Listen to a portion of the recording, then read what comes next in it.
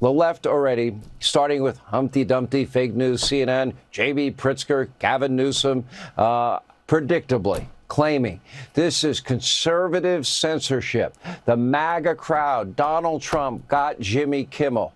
That is false.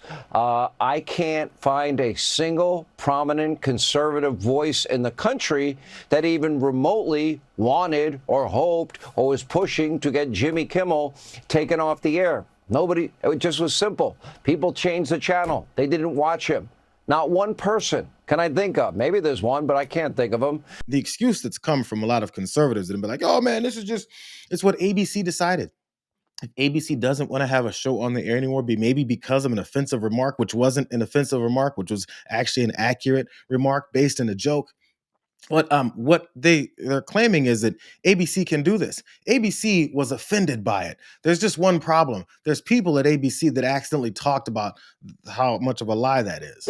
Rolling Stone reported this. In the hours leading up to the decision to pull Jimmy Kimmel, two sources familiar with the matter say senior executives at ABC, its owner Disney, and affiliates convened emergency meetings to figure out how to minimize the damage.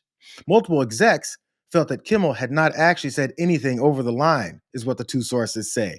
But the threat of Trump administration retaliation loomed. They didn't think that it was offensive. They didn't think that they would suddenly lose all viewership because Jimmy Kimmel, for the 128th time, told some truth about Donald Trump that pissed him off. The reality is as they keep lying to you, they accidentally keep telling the truth. Here's what that fascist Brendan Carr then also posted after he got his wish. He said, I want to thank Nexstar for doing the right thing. Local broadcasters have an obligation to serve the public interests. While this may be an unprecedented decision, it's important for broadcasters to push back on Disney programming that they determine falls short of community values. I hope that other broadcasters follow Nexstar's lead. Oh, there's a lot in there. He said it's important for broadcasters to push back on Disney program that they determine falls short of community values. Who determined that? I heard you on that other guy's channel talking about how it offends you and we need to pull back on this because it offends the regime.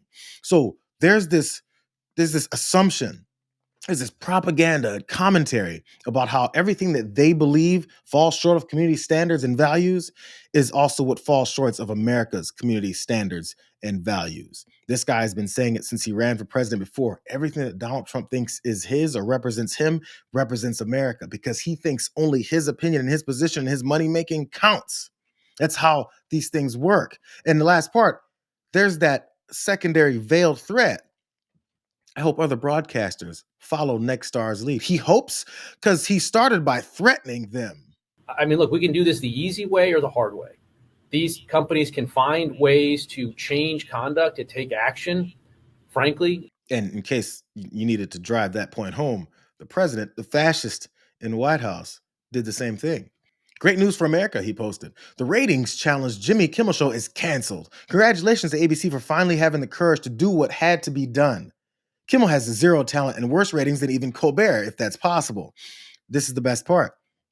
That leaves Jimmy and Seth, two total losers on fake news NBC. Their ratings are also horrible. Do it, NBC. There's the next stage.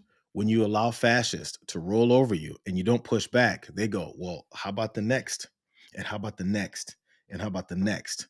Until total censorship and oppression of opposition is complete. They started with the military in the streets in Los Angeles by making up shit about what's going on in the streets. Then they started making up shit about what's going on in the streets in DC. Now they're making up shit about what's going on in the streets in in Chicago and in Baltimore and in Memphis.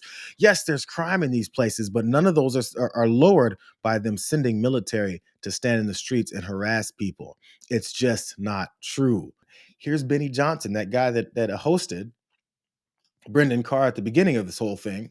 Benny Johnson posted because he reposted something from Charlie Kirk from back in 2017 that said Jimmy Kimmel isn't funny. That was Charlie Kirk's thoughts. And Benny Johnson then retweeted that now just yesterday and said, we did it for you, Charlie. And we're just getting started. Benny Johnson did something as far as the FCC and also ABC and Nexstar. I didn't know Benny Johnson worked for ABC, Disney, Nexstar, and Sinclair Broadcasting. I didn't know that. But what he's letting you know is that he has influence on forcing companies to do certain things if they want their money. He also pointed out that he's influenced over supporting this president who wants to suppress any kind of opposition or any kind of First Amendment free speech because he doesn't like it. Because Benny Johnson, Donald Trump, Brendan Carr, and all these folks who are part of this fascist administration are weak, and they need this veneer of strength to be believed by enough people for them to continue to steamroll. And once they start steamrolling, they start demanding everything. Here, I'm gonna prove that to you too. Sinclair Broadcasting Group says it will air a 1-hour tribute to Charlie Kirk on Friday across all of its ABC affiliated TV stations. The special will air in the 11:35 p.m. time slot that is typically reserved for Jimmy Kimmel Live. Isn't that weird?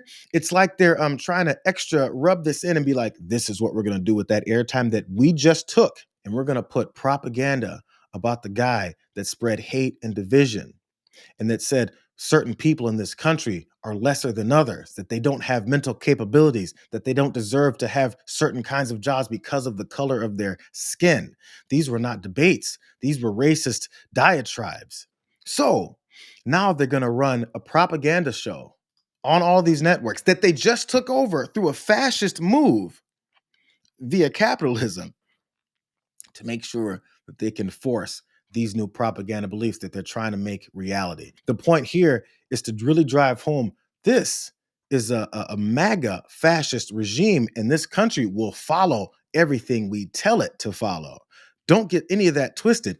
I'm gonna read a piece from the Sinclair letter that's talking about that, Charlie Kirk special that they want to run. It says, Mr. Kimmel's remarks were inappropriate and deeply insensitive at a critical moment for our country. That's what the vice chairman, Jason Smith, said of Sinclair. He said, we believe broadcasters have a responsibility to educate and elevate respectful, constructive dialogue in our communities.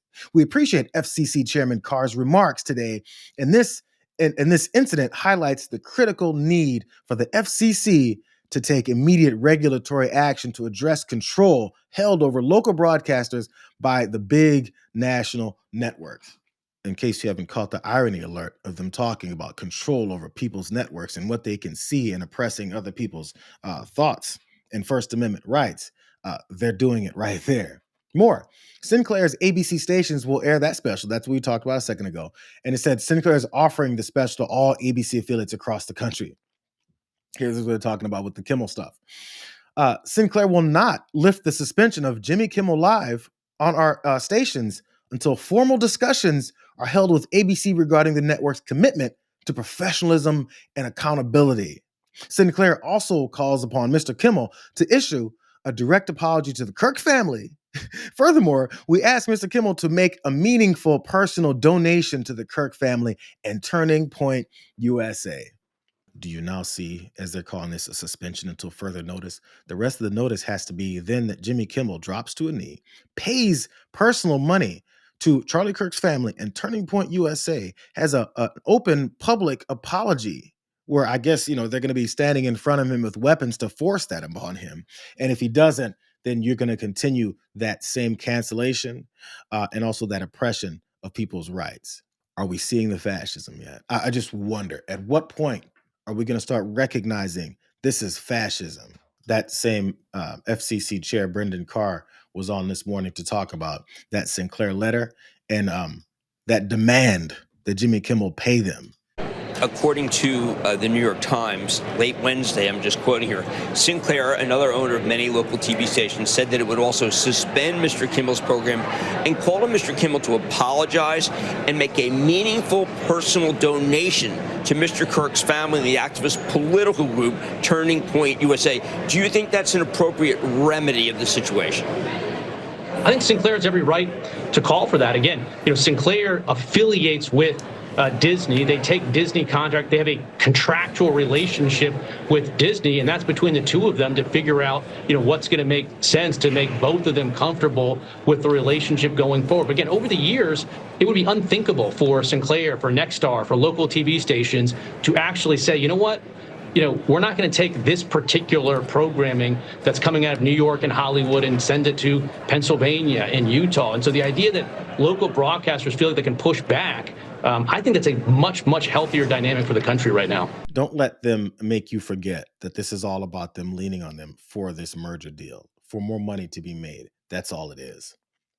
And then when they get on TV, they're going to say, I think they have all the rights in the world to force a one late night TV host to pay with his own money to these folks that we're now using as a martyr for our authoritarian takeover. It's right in front of you. They're not denying that stuff.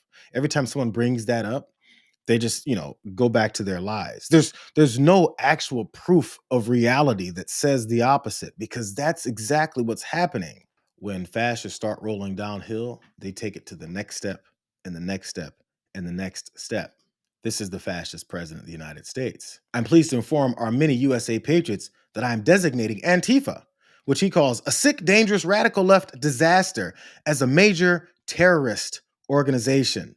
I will also be strongly recommending that those funding Antifa be thoroughly investigated in accordance with the highest legal standards and practices. Thank you for your attention to this bullshit. So, the highest legal standards and practices are being carried out by Pam Bondi, Kash Patel, Dan Bongino, his personal attorney, who's the deputy at the DOJ, who's now working to get Ghislaine Maxwell released and sent to that lower minimum security prison camp.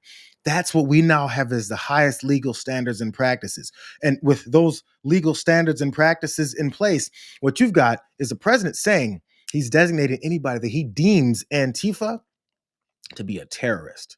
What you can then do with terrorists is prosecute them, is imprison them for however long you want to, disappear them off the streets, and in cases which we're doing internationally, just kill them. Sounds a lot like what Brian Kilmeade said the other day about unhoused folks. So are we seeing it yet? I'm wondering, are we seeing it yet? He can then designate anybody that he wants, just like he designated anybody he wanted that he was trying to deport as a criminal, illegal alien. And then many people go, I'm a United States citizen. Those papers don't matter to me. You said something that's in opposition to the president. That means you are a radical terrorist. He got confronted by Code Pink women in the restaurant. He said they were dangerous and oppressing him for going out to eat. That was Todd Blanche went on TV and said, listen to yourself. Are you really saying that the elitist president, when he goes out to dinner, if he gets shouted at by 3 or 4 women, that's not oppressive, that's not dangerous, that's not impeding on him? And he wanted RICO charges put out against them. This is the blueprint. This is now what they're wanting to be the standard. You say something that is in opposition to this fascist, and they will come for you. So let me show you old friend of TYT, Hassan Piker, in response to that note about Antifa. I've been saying it, but maybe you guys can hear it from him. I am an anti-fascist, okay? This administration. This administration is a fascist one. I am an anti-fascist. What the are we doing? What's next? Are they going to openly go, nope, we are a fascist government now? They're going to just say that? Is that what we're doing? Because anti-fascism is just fascism. Bro, don't say that right now. Oh, what the Get out of here, dude. Listen, you need to understand something, okay? These people are not strong. They're weak. They fear you being united, okay? We have the numbers. There are Americans of good conscience everywhere.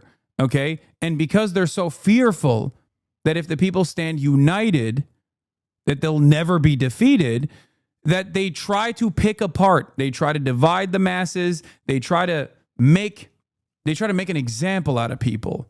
Okay.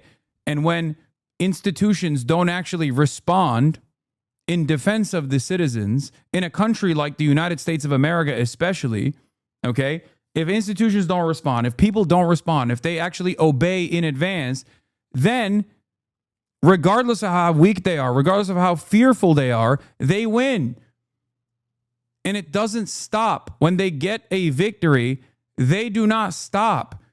That just emboldens them to dig deeper. This is how it works. They do not have enough confidence. They do not have the numbers. There is a lot of discontent against this administration. They do not have the numbers. They can't even get the National Guard to be deployed everywhere. They can't do that. And even if they were to do that, There is no guarantee of success because the National Guard is also comprised of your fucking neighbors, okay?